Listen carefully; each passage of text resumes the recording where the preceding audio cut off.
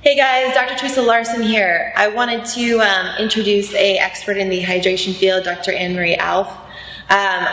She is on our MoventRx team, amazing athlete herself, but I wanted to just kind of address some questions I had on hydration today because one, as you guys know, I just did the Spartan World Championship in Lake Tahoe and I've been kind of getting into this obstacle racing world, which has been fun, but I realized the biggest missing component for me was hydration. And having someone like Anne-Marie on staff, she's got a bit of a background with endurance sports, so it's pretty cool to be able to be here and ask her some questions. I'll let her kind of go over her expertise here, and we'll get started with some questions.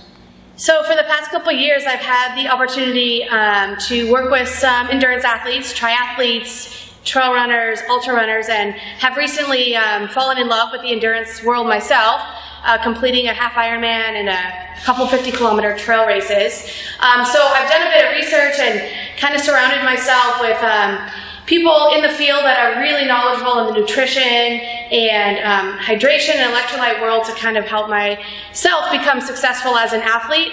And then trying to pass that along to my athletes that I train, my colleagues, and other people that are looking to get into the endurance world. So, biggest thing I wanted to ask you is, in terms of fluid intake, so there's a lot of information on the internet on how much someone should be drinking a day. So, what would you recommend?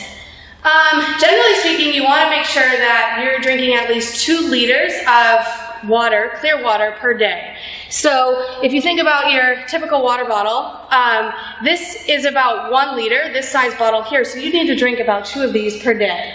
That's before you include any of your training.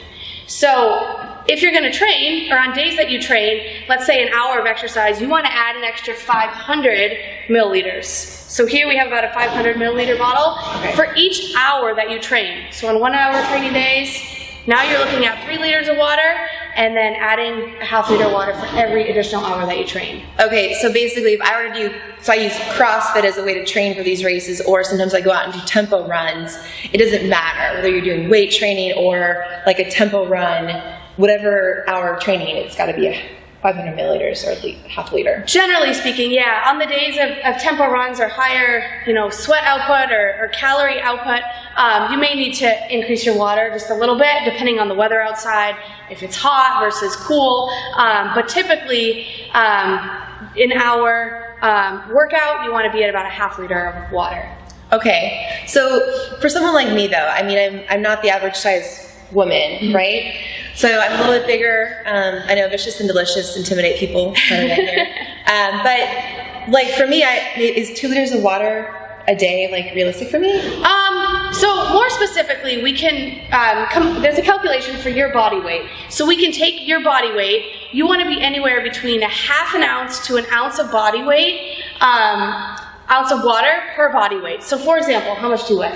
170 pounds. Yes. So at that weight, you'd want to be drinking 2.5 to up to 5 liters of water. Again, depending on your exercise, depending on the weather, but minimum, you're looking at 2.5 liters for your body weight. Okay. So up just a little bit from where we stated for the general rule of thumb, 2 liters, but up to 5 liters with exercise. Got it. Okay.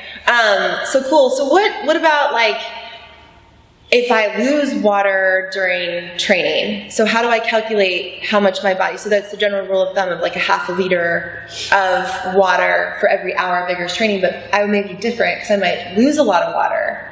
Right, yeah, so every athlete's different. So the most ideal situation, optimally, is to take our athletes through something called a sweat test. So basically, we would measure your body weight right now, before training.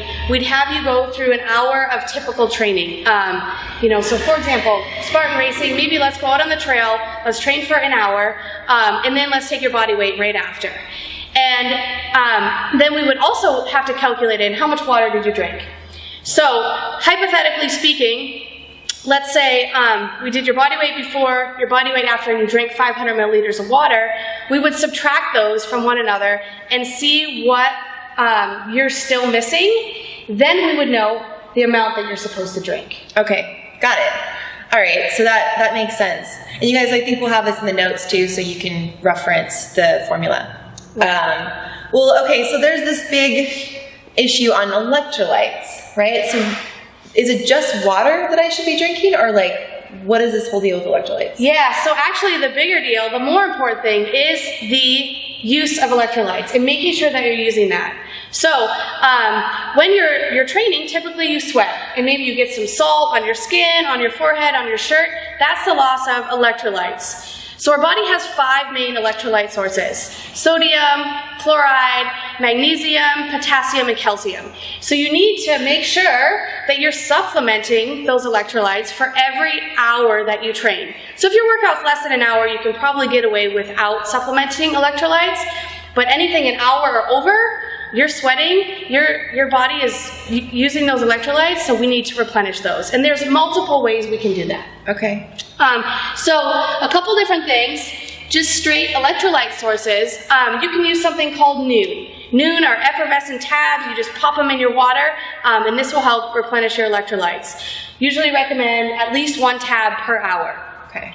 This is great because you can add flavor to your drink as well. I was using that during the Spartan race. Perfect. Another alternative, if you don't like the flavor of Nuun or you don't want to use tabs, another alternative is capsules.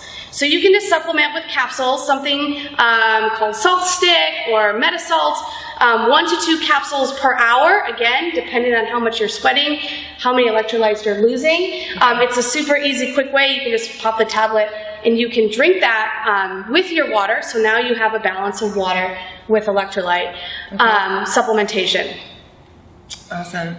And then what about, so like, I was using this stuff called Scratch. That was recommended to me too. Yeah, so there's also a further alternative for something where you can have some calories and you can also have electrolytes built in. So Scratch and also another product called Tailwind are sports drinks. Sports drinks are meant to help replenish calories lost. Again, if your exercise is lasting over an hour, you want to replenish your calories, but you also need those electrolytes. So finding a clean supplement to get you through your race, something that's, 2 hours, you need those calories, you need electrolytes so you don't cramp up, you don't get dehydrated, you keep your performance at the optimal level. Scratch and Tailwind are a great alternative. Okay, yeah, so what was recommended to me was about 120 to 200 calories an hour roughly with the race I was in. Exactly, exactly. So you want to be about 100 calories per hour minimum, but again, because Teresa's, big, strong, fit girl, we need to bump those calories up a bit more per hour of training. Well, that's really good information because I feel like there's so much contradictory information, like you should just drink 8 ounces of water 8 times a day. Type thing, and that's obviously not true, right? We're all different sizes and depending on what kind of train and where you live. But then, so what about this thing like overhydration? Because I feel like there's a lot of contradictory evidence about being too hydrated, right? And then this whole thing with Gatorade, like is Gatorade and Powerade even legit? Yeah, so those are great questions. So there is something called hyponatremia. And that can happen basically when you get an imbalance of your electrolytes. So you're just drinking water and drinking water and drinking water and saying, oh, I'm hydrated. And if you're basically peeing every hour, you're almost overhydrating. And you're creating an imbalance between your electrolytes and your actual fluid intake. So that's where electrolyte supplementation, again, is so important to keep that balance neutral. Because if you drink too much water, then you can also basically see a decrease in performance. Got it. And so Powerade and Gatorade aren't? Yeah, Powerade and Gatorade, everyone thinks those are the go-to electrolyte sources because we see it on TV, we see it in mass marketing, but unfortunately, Gatorade and Powerade are the least effective electrolyte supplements that you could possibly use. There's a lot of additives, artificial flavors, a lot of things that can actually upset your stomach while you're racing or training, and it's inefficient use of calories. Your body cannot use those calories effectively, and it actually causes a lot more problems than it does good. That's good information. And you guys, we have an article too that we'll post underneath the notes here, so you can read kind of about Gatorade, Powerade, and hydration, some of the things we're talking about today. One other little tidbit I was given, and I don't know if you'd agree with this, but doing a little bit of pinch of sea salt in my regular liter of water that I'm drinking, just to kind of help me absorb the water a little bit better versus peeing, because I tend to, go to the bathroom a lot, everybody. And how many times, is it true that 4 to 7 times a day is normal peeing? So if you're doing more than that, putting a little pinch of sea salt in your water would be a good idea. If you're going 4 to 7 times a day, probably still a good idea to do it, just for minerals and Yeah, for everyday use, that's a great idea. Again, another alternative besides sea salt is a great one because it's all natural. But again, the Nuun tabs, they have an all-day version. So there's, your daily vitamins and minerals, and then also just a minimal amount of electrolytes to, again, kind of regulate your times that you're going to the bathroom. Awesome. So you guys, take all this information in, figure out what's good for your body or what you should be drinking. And if you guys have any questions, we've got an expert here on our staff who would be happy to help you with a plan, your own hydration and nutrition for your racing. Whether you're just CrossFitting, you're going for the World Championships in obstacle racing, or going for an ultra marathon, we've got that knowledge. We want to help you, so give us a call.